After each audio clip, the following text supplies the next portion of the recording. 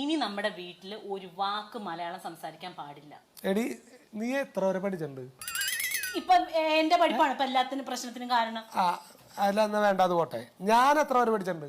ഇനി അത് പോയി കൊട്ടി ഘോഷിക്കും. എടി അപ്പൊ അതല്ലേ പറയണേ, ഈ വിദ്യാഭ്യാസമുള്ള നമ്മൾ എങ്ങനെ ഇംഗ്ലീഷ് പറയുന്ന വിചാരിച്ചിട്ടാ നീ?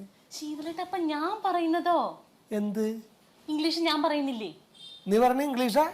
ഇപ്പോഴേ ആ പ്രിൻസിപ്പളിന്റെ മുറി പോയിട്ട് 1/2 മണിക്കൂർ നിന്ന് ഞാൻ ഇംഗ്ലീഷിൽ സംസാരിച്ചിട്ടാ ഇങ്ങ് പോകുന്നത്. ഞാൻ പറഞ്ഞ എല്ലാം അങ്ങോട്ട് മനസ്സിലായല്ലോ. അപ്പൊ അതോ അങ്ങനെ ഒരു അവസ്ഥ വരുമ്പോൾ ഇംഗ്ലീഷിന്റെ വില മനസ്സിലാവുള്ളൂ.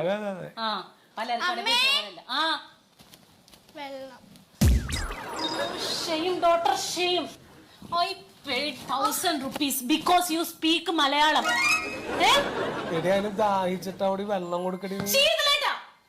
Stop this dirty Malayalam. If you again and again ask Malayalam, I will pull out your tongue.